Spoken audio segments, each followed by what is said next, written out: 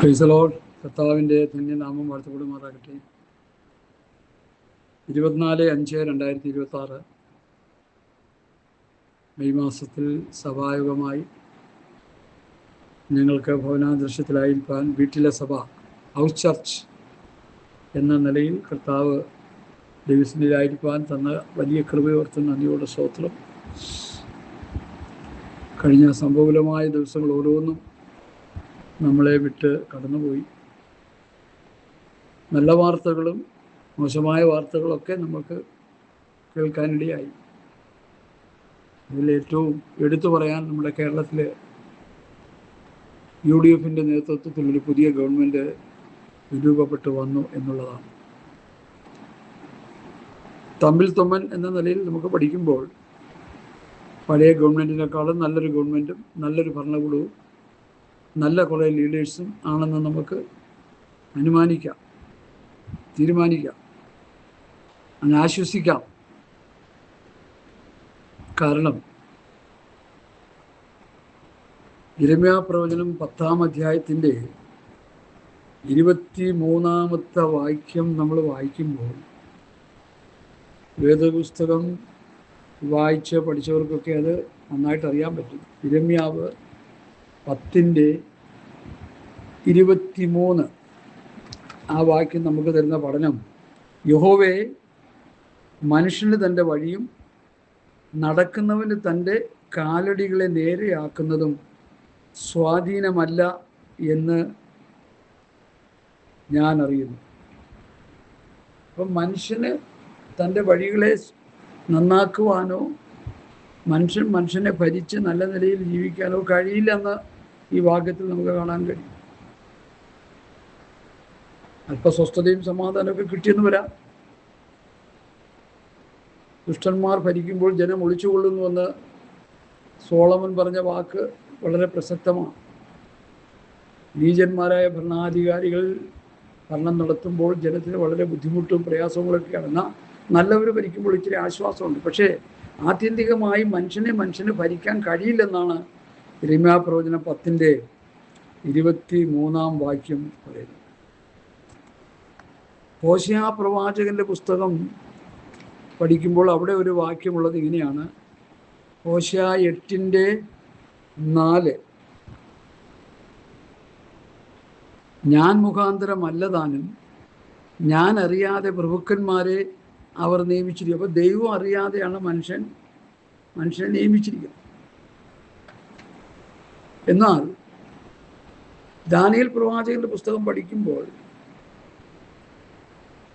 മനുഷ്യനെ ഭരിക്കാനായിട്ട് ദൈവമാണ് ആക്കി വെച്ചിരിക്കുന്നതെന്നും നമുക്ക് കാണാൻ കഴിയും. ഏതൊരു ഗവൺമെൻറ് വരണമെങ്കിലും അത് കർത്താവ് അറിയാതെ വരത്തില്ല. ഒത്തിരി വാക്യങ്ങളുണ്ട്, അങ്ങോട്ടൊന്നും ഞാൻ പോകാൻ താല്പര്യപ്പെടുന്നില്ല. ദാനിയേൽ പ്രവാചകന്റെ പുസ്തകത്തിൽ ഒത്തിരി ഭാഗങ്ങളത് നമുക്ക് കാണാൻ കഴിയും. അത്യുന്നതനായവൻ മനുഷ്യരുടെ രാജ്യത്വത്തിന്മേൽ വാഴുകയും അതിനെ തനിക്ക് ബോധിച്ചവനെ കൊടുക്കുകയും ചെയ്യുന്നു. സ്തോത്രം. ദാനിയേൽ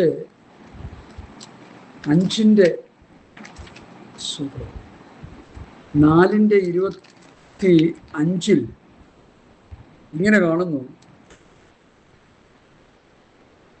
മനുഷ്യരുടെ രാജ്യത്വത്തിന്മേൽ അത്യുന്നതനായവൻ വാഴുകയും അതിനെ തനിക്ക് ബോധിച്ചവന് കൊടുക്കുകയും ചെയ്യുന്നുവെന്ന് തിരുമനസ് കൊണ്ടറിയും വരെ. അപ്പോൾ മാനുഷിക ഭരണത്തിൻ്റെ മേലൊരു ഭരണം ഉണ്ടെന്ന് വേദപുസ്തകം വ്യക്തമായി വെളിപ്പെടുത്തുന്നു. അതിൽ 32-ാം വാക്യത്തിലും അതിനെക്കുറിച്ച് കാണാൻ കഴിയും. അതുപോലെ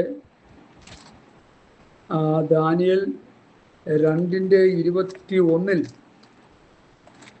അതിനെക്കുറിച്ച് പ്രതിപാദിക്കുന്നുണ്ട്. 2:21 ഞാനത് നിങ്ങളെ വായിച്ച് കേൾപ്പിക്കാം. 2:21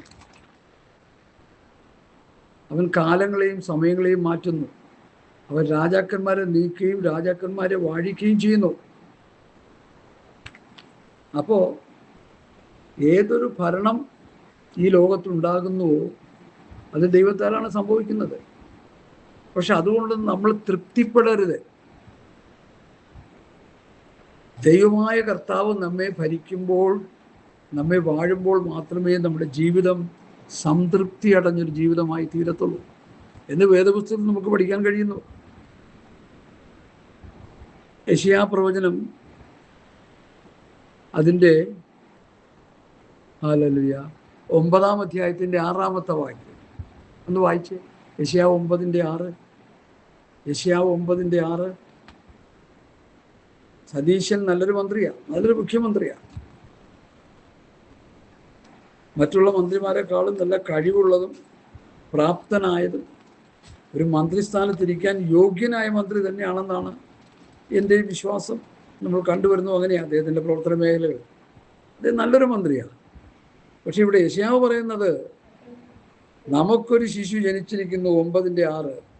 നമുക്കൊരു ശിശു ജനിച്ചിരിക്കുന്നു. നമുക്കൊരു മകൻ നൽകപ്പെട്ടിരിക്കുന്നു. ആധിപത്യം അവൻ്റെ തോളിലിരിക്കും. അവൻ അത്ഭുത മന്ത്രി, വീരനാം ദൈവം, നിത്യപിതാവ്, സമാധാന പ്രഭു എന്ന് പേർ വിളിക്കുന്നു. സതീശനെ സംബന്ധിച്ചിടത്തോളം ബഹുമാനപ്പെട്ട നമ്മുടെ മുഖ്യമന്ത്രി സതീശന് ഈ പദവിയൊന്നുമില്ല. ഒരു മുഖ്യമന്ത്രി, നല്ലൊരു മന്ത്രി, മുമ്പ് ഭരിച്ച ഭരണാധികാരിയേക്കാൾ നന്നായിട്ട് ഭരിക്കാൻ, പ്രിയ ഉമ്മൻചാണ്ടിയൊക്കെ പോലെ നന്നായിട്ട് ഭരിക്കാൻ കഴിവുള്ള ഒരു മന്ത്രിയാണെന്ന് നമുക്ക് കണക്കൂട്ടാം. പക്ഷേ കർത്താവിനെ കുറിച്ച് വിശുദ്ധ പ്രവാചകനായ യെശയ്യാവ് പറയുന്നത് നമുക്കൊരു ശിശു ജനിച്ചിരിക്കുന്നു, നമുക്കൊരു മകൻ നൽകപ്പെട്ടിരിക്കുന്നു, ആധിപത്യം അവൻ്റെ തോളിലിരിക്കും. സർവ്വലോകത്തെയും ഭരിക്കുന്ന ഒരു മന്ത്രിയായിട്ടാണ് ദൈവപുത്രനായ യേശു ക്രിസ്തുവിനെ യെശയ്യാവ് അവിടെ വെളിപ്പെടുത്തുന്നത്. ആധിപത്യം അവൻ്റെ തോളിലിരിക്കും. അവന് അത്ഭുത മന്ത്രി. മന്ത്രിമാർ ഒത്തിരി ഉണ്ടെങ്കിലും അത്ഭുതം പ്രവർത്തിക്കുന്ന മന്ത്രിയെ നമുക്ക് കർത്താവിൽ മാത്രമേ കാണാൻ കഴിയത്തുള്ളൂ. 5 അപ്പത്തെ കരങ്ങളിലെടുത്ത് വാഴ്ത്തി നുറുക്കി 5000 പുരുഷന്മാരെയും ബഹുഭൂരിപക്ഷം വരുന്ന കുഞ്ഞുങ്ങളെയും കുട്ടികളെയും വേണ്ട മാതാപിതാക്കളെയൊക്കെ പോഷിപ്പിക്കുവാൻ വേദശാസ്ത്രിമാർ പറയുന്നത് 10-25 ലക്ഷം പേരുണ്ടെന്നാണ് പറയുന്നത്. സ്വത്രം 10-25,000 പേര്,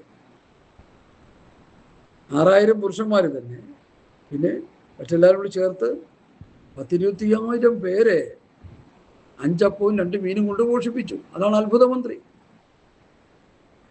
മരിച്ച ലാസറിനെ ഉറപ്പിച്ചു. വീരനാം ദൈവം, അത്ഭുതങ്ങൾ പ്രവർത്തിക്കുന്ന ദൈവം, നിത്യപിതാവ്.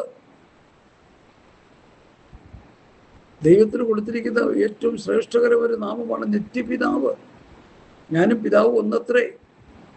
യേശുക്രിസ്തുവിന്റെ ദൈവത്വത്തെ കാണിക്കുന്ന ശക്തമായൊരു വാക്യമാണത്. നിത്യപിതാവ്. അവസാനം സമാധാന പ്രഭു. ബഹുമാനപ്പെട്ട സതീശൻ മന്ത്രി വയോജനങ്ങൾക്കൊക്കെ പല കാര്യങ്ങൾ, നല്ല കാര്യങ്ങൾ ചെയ്യാൻ പോകുന്നു, ജപ്പാൻ മോഡലിൽ എന്നൊക്കെ പറയുന്നു. അത് ആശ്വാസമാണ് നമുക്ക്.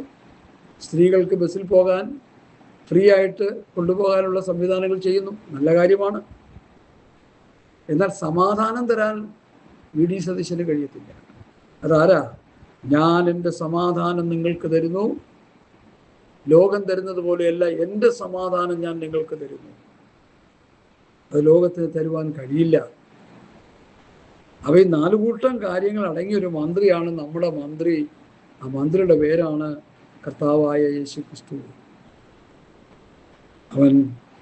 അവൻ അത്ഭുത മന്ത്രി, വീരനാം ദൈവം, നിത്യപിതാവ്, സമാധാന പ്രഭു എന്ന് വിളിക്കപ്പെടും.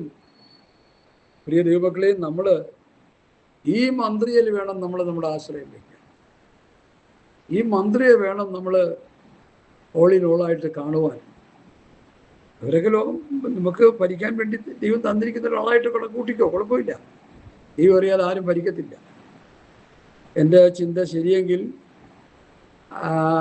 5-10 വർഷത്തെ കിരാത ഭരണം മാറി ഒരു നല്ല ഭരണം ഈ മാന്യദേഹം കാഴ്ചവെക്കുമെന്ന് ഞാൻ പൂർണ്ണമായി വിശ്വസിക്കുന്നു. മറ്റത് അടിച്ചമർത്തിയുള്ളൊരു ഭരണമായിരുന്നു, ഭീകര ഭരണമായിരുന്നു. കൊല്ലുക, ആക്രമിക്കുക. നമ്മുടെ വിഷയം അല്ലെങ്കിലും നിങ്ങൾ ക്ഷമിക്കണം, ഇത് പറയുന്നേ. LDFിൻ്റെ ഭരണകാലത്ത് പിണറായി മന്ത്രി പോകുന്ന സമയത്ത് കോൺഗ്രസ്സുകാർ 2 പേര് കറുത്ത കൊടി കാട്ടി. അവരാ തല്ലുന്ന തല്ല് കണ്ടാൽ മനസാക്ഷി, ഏത് മനസാക്ഷിയും മരവിച്ചു പോകും. പ്രതിഷേധിക്കാൻ എല്ലാവർക്കും വ്യവസ്ഥയുണ്ടല്ലോ. പൊളിറ്റിക്സിൽ അങ്ങനെയൊക്കെ ആണല്ലോ. ആത്മീയ കുളത്തിലും അതൊക്കെ തന്നെ തെറ്റ് കണ്ടാൽ നമ്മൾ ചൂണ്ടിക്കാണിക്കും. ആ പ്രതിഷേധക്കാരെ തല്ലിച്ചതയ്ക്കത്തക്ക നിലയിൽ ഒരല്പം കൂടി വൈകികൾ ഒരുപക്ഷെ അവരെ തലയ്ക്ക് അടികൊണ്ട് പൊട്ടി, തലമണ്ട പൊട്ടി മരിച്ചു പോകുമായിരുന്നു. ഇത്ര ക്രൂരമായൊരു ഭരണത്തിന് അവസാനം തിരിച്ചടി കിട്ടി. അന്ന് തന്നെ പ്രതിപക്ഷ നേതാവ് പറഞ്ഞു, ഞങ്ങളുടെ കുഞ്ഞുങ്ങളെ തല്ലിയവരെ ഞങ്ങൾ വെറുതെ വിടത്തില്ല. ഭരണം കിട്ടിയപ്പോൾ അവരെ തെരഞ്ഞു പിടിച്ച് മാതൃകരമായി ശിക്ഷിക്കാനായിട്ട് പോവുകയാണ്. അപ്പോൾ ഇതിൽ നിന്ന് ഒരു ഗുണമാണ് നമ്മൾ മനസ്സിലാക്കേണ്ടത്. നാം ചെയ്യുന്ന തെറ്റുകൾക്ക് തക്കതായ ശിക്ഷ ഇന്നല്ലെങ്കിൽ നാളെ നമുക്ക് കിട്ടും. യഹോവയുടെ കണ്ണ് ഭൂമിയിലൊക്കെയും ഓടാടി സഞ്ചരിച്ചു കൊണ്ടിരിക്കുന്നു, ആകാത്തവരെയും നല്ലവരെയും നോക്കിക്കൊണ്ടിരിക്കുന്നു. പാസ്റ്റർമാരും വിശ്വാസികളും അങ്ങനെ ദൈവമക്കളായിട്ടുള്ള നമ്മളെല്ലാവരും ഓർക്കേണ്ട ഒരു കാര്യം, നാം ചെയ്യുന്ന തെറ്റുകളെ, കുറ്റങ്ങളെ ദൈവം നമ്മെ ശിക്ഷയിലൂടെ കടത്തി വിടും എന്ന് നമ്മൾ മറന്നു പോകരുത്. നമ്മെ സംബന്ധിച്ചിടത്തോളം വരുന്ന ബലഹീനതകളെ ഏറ്റുപറഞ്ഞ് ശുദ്ധീകരണം പ്രാപിച്ചാൽ ദൈവം നമ്മെ മുമ്പോട്ട് നടത്തും. ഓക്കെ, പക്ഷേ വചനവ്യവസ്ഥ വിട്ടുള്ള ക്രമം കൊണ്ടുള്ള ജീവിത രീതികളെ, അമാതൃകയായിട്ടുള്ള പോക്കുകളെ ദൈവം ബാലശിക്ഷ കഴിക്കും എന്ന് തന്നെ നമ്മൾ വിശ്വസിക്കേണ്ടിയിരിക്കുന്നു. അതുകൊണ്ട് പ്രിയമുള്ളവരെ, നമുക്കും അതൊരു മുന്നറിയിപ്പാണ്. ഹല്ലേലൂയ. അപ്പോൾ കർത്താവ് ഒന്ന് ഭരിക്കുമ്പോൾ കർത്താവിനോടൊപ്പം രാജാക്കന്മാരായി ഭരിക്കുവാൻ വെളിപ്പാട് പുസ്തകത്തിലും മറ്റ് പല പ്രവചന പുസ്തകങ്ങളിലെ വാക്യങ്ങളുണ്ട്. ഞാനത് നേരത്തെ പറഞ്ഞിട്ടുണ്ട്. ഇപ്പോൾ പറഞ്ഞ സമയം കളയാൻ താല്പര്യപ്പെടുന്നില്ല. കർത്താവിനോടൊപ്പം ഒരു ഭരണം നമുക്കുണ്ട് എന്നുള്ളത് വചനത്തിലൂടെ നാം പഠിച്ചെടുക്കേണ്ട സത്യമാണ്. അതിനുവേണ്ടി നമ്മൾ ഈ ദിവസങ്ങളിൽ എന്ത് ചെയ്യണം? ആർത്തിയോടെ ദാഹത്തോടെ കാത്തിരിക്കണമേ എന്ന് ഞാൻ കർത്താവിൻ്റെ നാമത്തിൽ നിങ്ങളെ ഓർപ്പിക്കുന്നു. സ്തോത്രം. സദൃശ്യവാക്യങ്ങൾ 16-ാം അധ്യായത്തിൻ്റെ 9-ാമത്തെ വാക്യം വായിക്കുമ്പോൾ, സദൃശ്യവാക്യം 16-9, അവിടെ എന്താ എഴുതിയിരിക്കുന്നത്? ഹല്ലേലൂയ. വസ്തുനിഷ്ഠമായ കാര്യങ്ങൾ നമ്മളൊന്ന് പഠിച്ചു പോകുന്നത് വളരെ നല്ലതാണ് എന്നെനിക്ക് തോന്നുന്നു.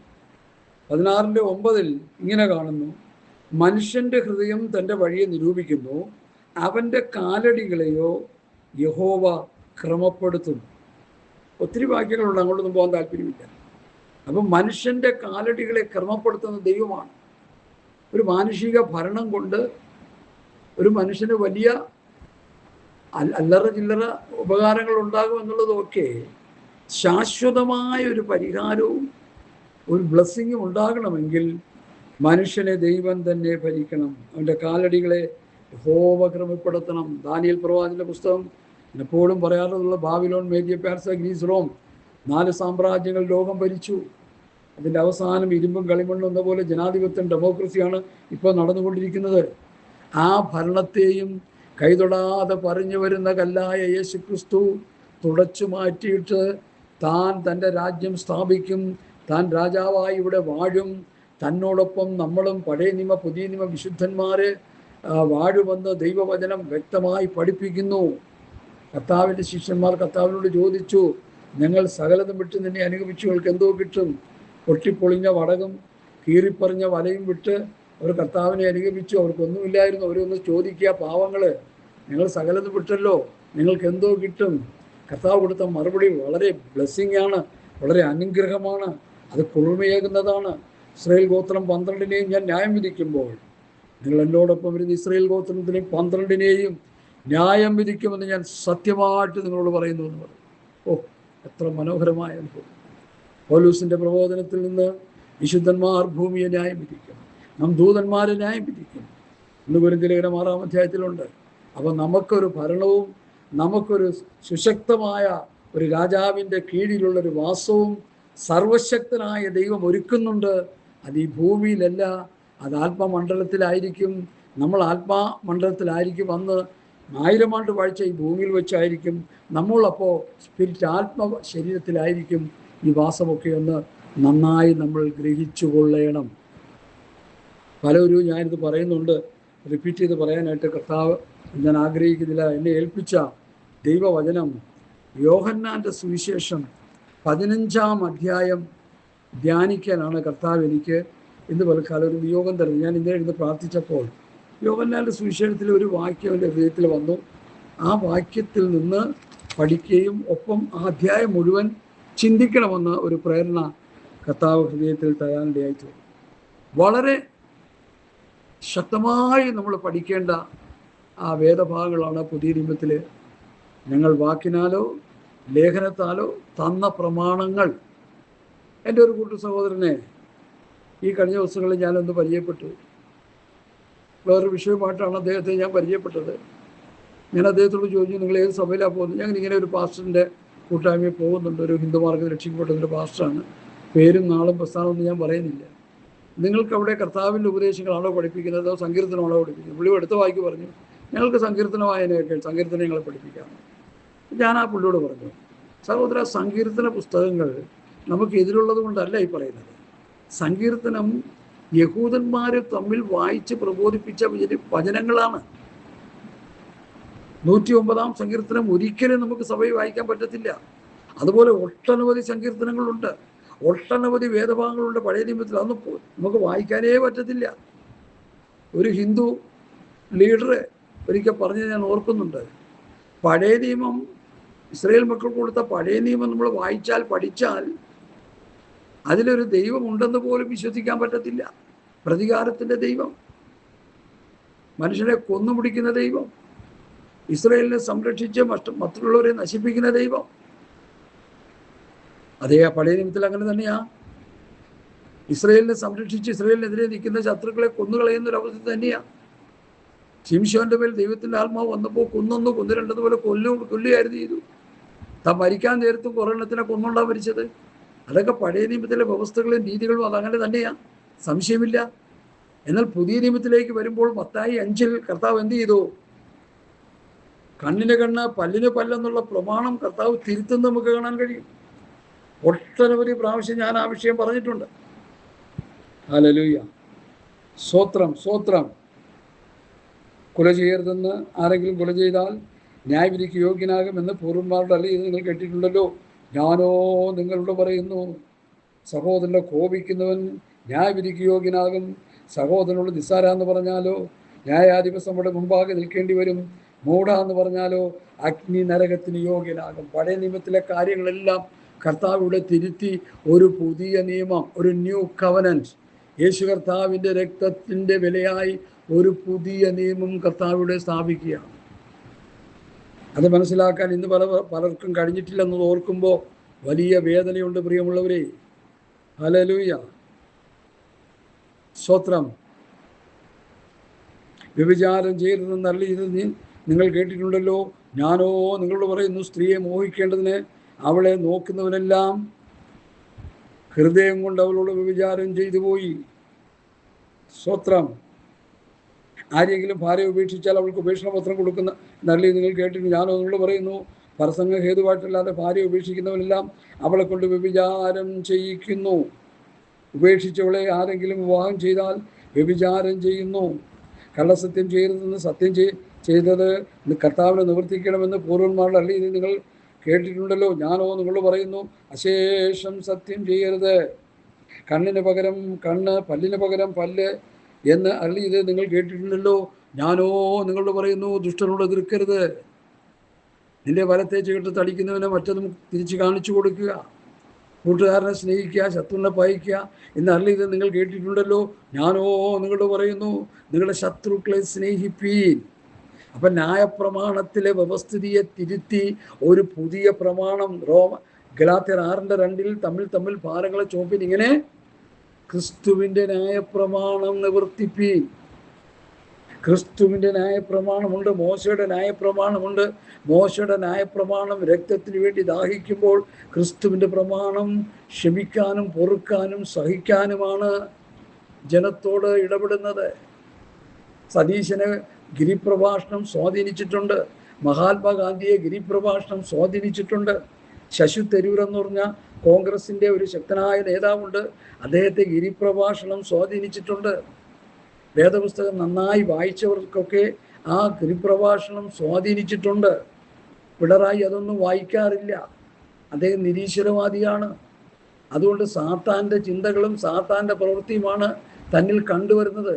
അതിൽ അതിശോക്തിയില്ല. സത്യവേദ പുസ്തകം വായിക്കുകയും പഠിക്കുകയും പഠിപ്പിക്കുകയും ചെയ്യുന്നവർക്ക് അതിൻ്റെതായ വ്യത്യാസങ്ങൾ ഉണ്ട് താനും, യാതൊരു സംശയമില്ല. അതുകൊണ്ട് എന്നെ കേൾക്കുന്ന പ്രിയപ്പെട്ടവരെ, ഞാൻ ആ സഹോദരനോട് പറഞ്ഞു, നിങ്ങൾ സങ്കീർത്തനം പഠിച്ചുകൊണ്ടിരിക്കുകയാണെങ്കിൽ നമ്മുടെ കർത്താവ് പറഞ്ഞു മത്തായി 28:20 ഞാൻ നിങ്ങളോട് കൽപ്പിച്ചതൊക്കെയും പ്രമാണിപ്പാൻ തക്കൊണ്ട് ഉപദേശിച്ചുകൊണ്ട് സകലജാതികളെയും ശിഷ്യരായി. അപ്പൊ കർത്താവ് പറഞ്ഞതിന് എന്ത് വില? മോശയുടെ പ്രമാണമാണ് പഠിപ്പിക്കുന്നെങ്കിൽ നിങ്ങൾ പുതിയ നിയമം പഠിക്കേണ്ട പഴയ നിയമത്തിൽ തന്നെ നിന്നു. ഇത് രണ്ടും കൂടി ഇട്ട് കൂട്ടിക്കുഴയ്ക്കരുത്. ഓടിത്തുള്ളിക്കണ്ടം പഴത്തുള്ളിക്കണ്ടം കൂടി തുന്നിക്കെട്ടിയാൽ എന്ത് പറ്റും? ചീന്തിപ്പോകും, ചീന്തൽ വലുതാകും. പഴയ ദുരത്തിൽ പുതിയ വീഞ്ഞ് പകരില്ല. ഇത് പഴയ നിയമം പുതിയ നിയമത്തെ കുറിച്ച് തന്നെയാ വേദപണ്ഡിതന്മാർ പഠിപ്പിക്കുന്നത്. അതിന് ദുർവ്യാഖ്യാനങ്ങളൊക്കെ പലരും കൊടുക്കുന്നുണ്ട്. അതിപ്പോൾ ഏതിനാ കൊടുക്കാത്ത? എത്ര സത്യം പറഞ്ഞാലും ദുർവ്യാഖ്യാനം ചെയ്യുന്ന ഒരു ഗ്രൂപ്പ് ലോകത്ത് കിടപ്പുണ്ട്, ആത്മീയ കോളത്തിലും കിടപ്പുണ്ട്. അപ്പോസ്തലന്മാർ ശക്തമായ ഉപദേശം പറയുമ്പോൾ അവരെ പോലും എതിർക്കുന്ന കള്ളപ്രവാചകന്മാരും ദുർവിരക്ഷകന്മാരും ഉണ്ടായിരുന്നു. പ്രവൃത്തി 20 നമ്മൾ പഠിക്കുമ്പോൾ അപ്പോസ്തലന്മാർ ശക്തമായ ഉപദേശം പഠിപ്പിച്ചുകൊണ്ടിരിക്കുമ്പോൾ തന്നെ അവരുടെ ഇടയിൽ നിന്ന് ദുരുപദേശകന്മാർ എഴുന്നേറ്റു, സാത്താൻ എഴുന്നേൽപ്പിച്ചു. ചിലർ സഭയിൽ നിന്ന് എഴുന്നേറ്റു, ചിലർ സഭയിലേക്ക് കടക്കാനായിട്ടും വന്നു ദുരുപദേശം പ്രസംഗിക്കുന്നത്. അത് അക്കാലത്തുണ്ട്, ഇക്കാലത്തുണ്ട്, എക്കാലത്തുണ്ട്, പഴയ നിയമത്തിലുണ്ട്. കള്ളപ്രവാചകന്മാരും ദുർവിരക്ഷകന്മാരും ദൈവജനത്തെ കോട്ടിക്കളയുന്നവർ, കൂട്ടിച്ചേർക്കുന്നവർ, മറിച്ചു കളയുന്നവർ അന്നും ഇന്നും എക്കാലത്തുമുണ്ട്. അതുകൊണ്ടാണ് പൗലോസ് പറയുന്നത്, നായ്ക്കളെ സൂക്ഷിപ്പിൻ, ആകാത്ത വേലക്കാരെ സൂക്ഷിപ്പിൻ, വിച്ഛേദനക്കാരെ സൂക്ഷിപ്പിൻ. അപ്പൊ ഇവിടെ ഗിരിപ്രഭാഷണത്തിന്റെ അവസാന ഭാഗത്ത് കൂട്ടുകാരനെ സ്നേഹിക്കാനും ശത്രുവിനെ പകയ്ക്കാനും, അല്ലെങ്കിൽ നിങ്ങൾ കേട്ടിട്ടുണ്ടല്ലോ, ഞാനോ നിങ്ങൾ പറയുന്നു, നിങ്ങളുടെ ശത്രുക്കളെ സ്നേഹിപ്പീൻ, നിങ്ങളെ ഉപദ്രവിക്കുന്നവർക്ക് വേണ്ടി പ്രാർത്ഥിപ്പീൻ, സ്വർഗസ്നായ നിങ്ങളുടെ പിതാവിന് പുത്രന്മാരായി തീരേണ്ടത് തന്നെ. അവൻ ദുഷ്ടന്മാരുടെ മേലും നല്ലവരുടെ മേലും സൂര്യനെ ഉദിപ്പിക്കുകയും നീതിമാന്മാരുടെ മേലും നീതികെട്ടവരുടെ മേലും മഴ പെയ്യുകയും ചെയ്യുന്നുവല്ലോ. നിങ്ങളെ സ്നേഹിക്കുന്നവരെ സ്നേഹിച്ചാൽ നിങ്ങൾക്ക് എന്ത് പ്രതിഫലം? ചുങ്കക്കാരും അങ്ങനെ തന്നെ ചെയ്യുന്നില്ലയോ? സഹോദരന്മാരെ മാത്രം വന്ദനം പറഞ്ഞാൽ നിങ്ങൾക്ക് എന്ത് വിശേഷം ചെയ്യുന്നു? ജാതികളും അങ്ങനെ തന്നെ ചെയ്യുന്നില്ലയോ? ആകയാൽ നിങ്ങളുടെ സ്വർഗീയ പിതാവ് സൽഗുണപൂർണരായിരിക്കുന്നത് പോലെ നിങ്ങളും സൽഗുണപൂർണരാകുവീൻ. ബഹുമാനപ്പെട്ട പാസ്റ്റർമാരെ, വിശ്വാസികളെ, സുവിശേഷകന്മാരെ, എനിക്കിത് പറയാൻ നിയോഗമുണ്ട്. മത്തായി 5-ാം അധ്യായം 1000 പ്രാവശ്യം നിങ്ങളൊന്ന് വായിച്ചൊന്ന് ധ്യാനിക്ക്. പഴയ നിയമത്തെ തിരുത്തി ഒരു പുതിയ നിയമ പ്രമാണം മത്തായി 5-ലൂടെ കർത്താവ് നമുക്ക് തരികയാണ്. ഭക്തന്മാരെ, നിങ്ങൾ ഇനിയെങ്കിലും ഇതൊന്ന് മനസ്സിലാക്ക്. സങ്കീർത്തനം പഠിപ്പിക്കുന്നത് നിർത്തി കർത്താവായ യേശുക്രിസ്തുവിൻ്റെ പത്യവചനം, ഭക്തിക്കുത്ത് ഉപദേശം പഠിപ്പിച്ച് കർത്താവിൻ്റെ വരവിന് വേണ്ടി ജനത്തെ ഒരുക്കുന്നില്ലെങ്കിൽ സ്വർഗത്ത് പോകാൻ ആൾ കാണത്തില്ല. നിങ്ങളുടെ കഞ്ഞുകുടി നടക്കും. നിങ്ങൾക്ക് കാറ് മേടിക്കാൻ പറ്റും, വീട് മേടിക്കാൻ പറ്റും, ലോകത്തുള്ള ഭൗതിക അനുഗ്രഹങ്ങൾ വാരിക്കോരി കൂട്ടുന്ന ലോക മനുഷ്യരെ പോലെ നിങ്ങൾക്കും സ്വത്രം ജീവിക്കാൻ കഴിയും, സമ്പാദിക്കാൻ കഴിയും. പക്ഷെ അവസാനം നരകമാണ് നിങ്ങളുടെ മുൻപിലുള്ളതെന്ന് പറയാൻ എനിക്കൊരു മടിയുമില്ല. ന്യായപ്രമാണവും പ്രവാചകന്മാരും മോശ വരെ മാത്രം അല്ല, യോഹന്നാൻ സ്നാപകൻ വരെയാണ് ന്യായപ്രമാണവും പ്രവാചകന്മാരും.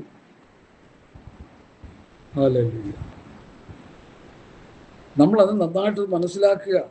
അത് കഴിഞ്ഞപ്പോൾ കർത്താവ് പ്രമാണം തിരുത്തിയിട്ട് പുതിയ പ്രമാണം കർത്താവ് പഠിപ്പിക്കുക. അത് നമ്മൾ മനസ്സിലാകാതെ പോകരുത്. സ്തോത്രം. അത് മനസ്സിലാകാതെ പോയാൽ ആകെ പ്രശ്നമായിരിക്കും.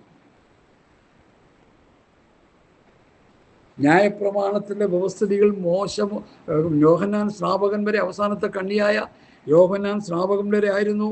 കർത്താവ് ഈ ഭൂമിയിൽ വന്നപ്പോഴും ന്യായപ്രമാണം തന്നെയാണ് നിലനിന്നിരുന്നത്. ഒരു കുഷ്ഠരോഗി അവന് സൗഖ്യമായപ്പോൾ പ്രാർത്ഥിച്ച് കർത്താവ് തൊട്ടവനെ സൗഖ്യമാക്കിയപ്പോൾ അവനോട് പറഞ്ഞു, നീ പോയി പുരോഹിതനെ കാണിക്കാൻ പറഞ്ഞു. കാരണം ന്യായപ്രമാണത്തിൻ്റെ വ്യവസ്ഥിതിയാണ് നിലനിൽക്കുന്നത്. പരിശുദ്ധാത്മാവിൻ്റെ ആവിർഭാവത്തോടെ പ്രവൃത്തി 2-ൽ പുതിയ നിയമസഭ സ്ഥാപിക്കപ്പെടുന്നു. പത്രോസ് എഴുന്നേറ്റ് ആത്മനിർവ്വൽ പ്രസംഗിച്ച പ്രസംഗം കേട്ട് ഹൃദയത്തിൽ കുത്തുകൊണ്ട് കർത്താവിനെ ക്രൂശിക്കാൻ ഒരുങ്ങിയവരും ക്രൂശിക്കാനായിട്ട് പ്രവർത്തിച്ചവരും, അഥവാ പത്രോസ് നിങ്ങൾ ക്രൂശിച്ച യേശുവിനെ പിതാവാൻ ദൈവോപിപ്പിച്ചു. കർത്താവിനെ ക്രൂശിച്ച പുള്ളികളെല്ലാം ഈ പ്രസംഗം കേൾക്കുക, ഹൃദയത്തിൽ കുത്തുകൊണ്ടു, മാനസാന്തരമുണ്ടായി. റിപ്പൻറ്റൻ്റ് ആൻഡ് ബാപ്റ്റിസം, മാനസാന്തരപ്പെട്ട് സ്നാനപ്പെട്ടു. അവരെ രക്ഷിക്കപ്പെട്ട് മാനസാന്തരപ്പെട്ട് സ്നാനപ്പെട്ടു. ഇന്ന് മാനസാന്തരപ്പെടുന്നില്ല. മാനസാന്തരപ്പെടാതെ ഉണങ്ങിയ ഭാവിയെ കൊണ്ടുവന്ന് നനഞ്ഞ ഭാവിയേക്ക് വെച്ച് പാട്ടും പാടിക്കൊണ്ടിരിക്കുക. അപകടം മണത്തത് കൊണ്ടാണ് ഞാൻ ഈ പറയുന്നത്. ഞാൻ ഈ പറഞ്ഞ സഹോദരൻ കുഴഞ്ഞ് ഇനി കുഴയാനില്ല, അതുപോലെ കുഴഞ്ഞു കിടക്കുക. അതുകൊണ്ടാണ് ഞാൻ ചോദിച്ചത്, സങ്കീർത്തനം പഠിപ്പിക്കുന്നുണ്ടോ? ഉണ്ട്. സങ്കീർത്തനം പഠിപ്പിച്ചുകൊണ്ടിരുന്ന ജനം കുഴയും, തമ്മിത്തല്ലും, വഴക്കുണ്ടാക്കും. കോടതിയിൽ നിന്ന് ഇറങ്ങാൻ അവർക്ക് പറ്റത്തില്ല. എന്നാൽ ക്രിസ്തുവിൻ്റെ സ്നേഹത്തെക്കുറിച്ച് പറയണം, പഠിപ്പിക്കണം. അവരെ തമ്മിൽ സ്നേഹിക്കാൻ പറയണം. ന്യായപ്രമാണത്തിൽ അധിഷ്ഠിതരായ യഹൂദന്മാരുടെ കർത്താവ് പറഞ്ഞു, നിങ്ങൾ എൻ്റെ വചനത്തിൽ നിലനിൽക്കുന്നുവെങ്കിൽ വാസ്തവത്തിൽ നിങ്ങൾ എൻ്റെ ശിഷ്യന്മാരായി. ആ സമയത്ത് മോശയുടെ പ്രമാണത്തിൽ അവർ നിലനിൽക്കുന്നവരാണ്. അവരോടാണ് കർത്താവ് പറയുന്നത്, നിങ്ങൾ എൻ്റെ വചനത്തിൽ നിലനിൽക്കുന്നുവെങ്കിൽ. കർത്താവായ യേശു ക്രിസ്തുവിൻ്റെ വചനമുണ്ട്.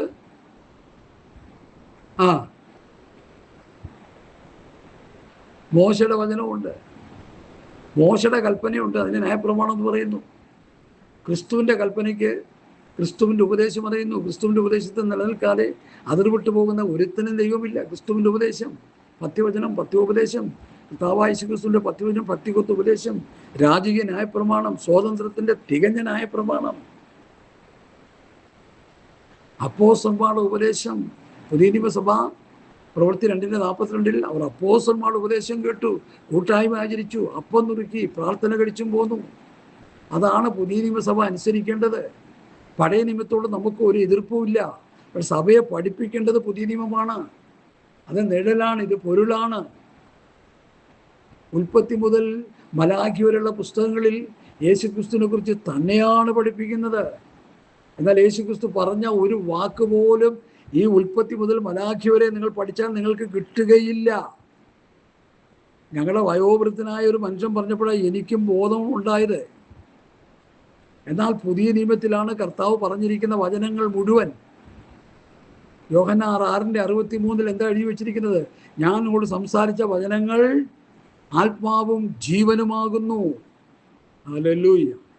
അതുകൊണ്ട് എന്നെ കേൾക്കുന്ന പ്രിയപ്പെട്ടവരെ, ക്രിസ്തുവിൻ്റെ പ്രമാണം, ക്രിസ്തുവിൻ്റെ ഉപദേശം സഭയെ പഠിപ്പിക്കുന്നില്ലെങ്കിൽ വിശ്വാസി ഒരിക്കലും നന്നാകത്തില്ല. മോശയിക പ്രമാണം മോശയ്ക്കും ഇസ്രായേൽ മക്കൾക്കുമാണുള്ളത്. എന്നാൽ പുതിയ നിയമ പ്രമാണം ഞാൻ നിങ്ങളോട് കൽപ്പിച്ചത് ഒക്കെയും പ്രമാണിപ്പാൻ കൊണ്ട് ഉപദേശിച്ചുകൊണ്ട് ഓൾ നേഷൻസ്, സകല ജാതികളെയും. ഞങ്ങൾ യഹൂദന്മാരില്ല, നമ്മൾ ജാതികളാണ്, അനുസരണം കെട്ട ജാതികളായിരുന്നു. എഫേസ്യ ലേഖനവും 2:1 വായിച്ചേ. 2:1 അതിക്രമങ്ങളാലും പാപങ്ങളാലും മരിച്ചു കിടന്നവരായിരുന്നു നമ്മൾ. നമ്മുടെ അതിക്രമങ്ങൾ കൊണ്ടും ആദാമ്യ പാപം കൊണ്ടും ചത്ത് കിടന്ന നമ്മെ ക്രിസ്തുവിനോടുകൂടി ജീവിപ്പിച്ചു, ക്രിസ്തുവിനോടുകൂടി ഉയർപ്പിച്ചു സ്വർഗത്തിൽ ഇരുത്തിയെന്ന് എഫേസ്യ ലേഖനം 2-ാം അധ്യായത്തിൻ്റെ 1 മുതൽ 6-7 വാക്യങ്ങൾ വ്യക്തമായി പഠിപ്പിക്കുന്നു. സാത്താൻ്റെ അടിമനുഖത്തിൽ കിടന്നവരാണ്. ആ 2:1 വായിച്ചേ. ഉയർപ്പിച്ചു. അവയിൽ നിങ്ങൾ മുമ്പേ ഈ ലോകത്തിൻ്റെ കാലഗതിയെയും ആകാശത്തിൻ്റെ അധികാരത്തിനും അനുസരണക്കേടിൻ്റെ മക്കളിൽ ഇപ്പോൾ വ്യാപരിക്കുന്ന ദൈവത്തിൻ്റെ ആത്മാവാണോ? ദുഷ്ട പിശാചിൻ്റെ ആത്മാവാ. ആ പിശാചിൻ്റെ ആത്മാവിന് അധിപതി ആയവനെയും അനുസരിച്ച് നടന്നു. ഉണ്ടോ? ആ അനുസരിച്ച് നടന്നവരെ ക്രിസ്തുവിനോടുകൂടി ഉയർപ്പിച്ചു, ക്രിസ്തുവിനോടുകൂടി ജീവിപ്പിച്ചു, ക്രിസ്തുവിനോട് ഉയർപ്പിച്ച് സ്വർഗത്തിലിരുത്തി എന്ന് പറഞ്ഞാൽ ദൈവരാജ്യം ഭക്ഷണം പാനീയമല്ല, നീതി, സമാധാനം, പരിശുദ്ധാത്മാവ്, സന്തോഷം. ആ സ്വർഗീയമായ അനുഭവത്തിൽ ഇപ്പോൾ ഇരുത്തിയിരിക്കുക. ആത്മീയമായ സ്വർഗത്തിൽ നമ്മൾ ഇരിക്കുക. അങ്ങനെ ഇരിക്കുന്നവർക്കാണ് ആക്ഷരിക സ്വർഗം കിട്ടുന്നത്. വല്ലവരൊക്കെ വല്ലയിടത്തുമൊക്കെ വിളിച്ചു പറയുന്നത് കേട്ട് ആത്മരക്ഷ നഷ്ടപ്പെടുത്തരുതെന്ന് കൈകൂപ്പി ഞാൻ വിളിച്ചു പറയുക ഈ ആദ്യത്തെ ക്ലിപ്പിൽ തന്നെ. സ്വത്രം. ഞാൻ ഏൽപ്പിച്ച വിഷയത്തിലേക്ക് വരട്ടെ. യോഹന്നാന്റെ സുവിശേഷം 15-ാം അധ്യായമാണ് നമ്മുടെ പഠന വിഷയം. ഹല്ലേലൂയ. ഞാൻ സാക്ഷാൽ മുന്തിരിവള്ളിയും എൻ്റെ പിതാവ് തോട്ടക്കാരനുമാകുന്നു. എന്നിൽ കായ്ക്കാത്ത കൊമ്പൊക്കെ അവൻ നീക്കിക്കളയുന്നു, കായ്ക്കുന്ന അധികം ഫലം കായ്ക്കേണ്ടതിന് ചെത്തി വെടിപ്പാക്കുന്നു. ഞാൻ നിങ്ങളോട് സംസാരിച്ച വചന നിമിത്തവും നിങ്ങളിപ്പോൾ ശുദ്ധിയുള്ളവരാകുന്നു. എന്നിൽ വസിപ്പിൻ, ഞാൻ നിങ്ങളിലും വസിക്കും. അപ്പോൾ പുതിയ നിയമ വിശ്വാസി ആരാ? കർത്താവായ യേശു ക്രിസ്തുവാകുന്ന മുന്തിരിവള്ളിയുടെ ഒരു ശാഖയാണ് പുതിയ നിയമ വിശ്വാസി. അതാണ് യോഹന്നാന്റെ സുവിശേഷം 15-ാം അധ്യായത്തിന്റെ പഠനം. ഇതൊക്കെ എടുത്തല്ലേ സഭയെ പ്രസംഗിക്കേണ്ടത്. നമ്മുടെ കർത്താവ് മുന്തിരിവള്ളി, ഞാനൊരു ശാഖയാണ്. ആ മുന്തിരിവള്ളിയാകുന്ന ശാഖയിൽ വസിച്ചുകൊണ്ട്, കർത്താവിൽ നിന്ന് ഊർജം ഉൾക്കൊണ്ടുകൊണ്ട്, കർത്താവിൽ നിന്ന് ഉപദേശങ്ങൾ സ്വീകരിച്ചുകൊണ്ട്, കർത്താവിൽ നിന്ന് സ്വത്രം എനർജി ഉൾക്കൊണ്ടുകൊണ്ട്, ആത്മീകമായ ഫലങ്ങൾ പുറപ്പെടുവിച്ച് ഉപ്പ് പോലെ രുചിക്കുകയും വെളിച്ചം പോലെ പ്രകാശം പരത്തുകയും ചെയ്യുന്ന ഒരു മുന്തിരിവള്ളിയുടെ ഒരു നല്ല ശാഖയായി ദൈവസഭയ്ക്ക് സഫലന്മാരായി നിൽക്കേണ്ടവനാണ് പുതിയ നിയമ വിശ്വാസി. ഇന്ന് അങ്ങനെയാണോ വിശ്വാസി? ഹല്ലേലൂയ. എത്ര മനോഹരമായൊരു പഠനമാണ് യോഹന്നാന്റെ സുവിശേഷം 15-ാം അധ്യായം. ഞാൻ പല പ്രാവശ്യം ഇത് പ്രസംഗിച്ചിട്ടുണ്ട്. പ്രസംഗിച്ച് ഉപദേശം കൊണ്ട് നിറച്ചിരിക്കുന്നുവെന്ന് സ്വത്രം അപ്പോസ്തലന്മാരെ കുറിച്ച് യഹൂദന്മാർ പരാതി പറഞ്ഞു. നിങ്ങളോ ഈ ഉപദേശം കൊണ്ട് യെരൂശലേമിനെ നിറച്ചിരിക്കുന്നു. വാട്സപ്പിലും യൂട്യൂബിലൊക്കെ ഈ പ്രസംഗം ഇഷ്ടംപോലെ കിടപ്പുണ്ട്, യൂട്യൂബിൽ കിടപ്പുണ്ട്.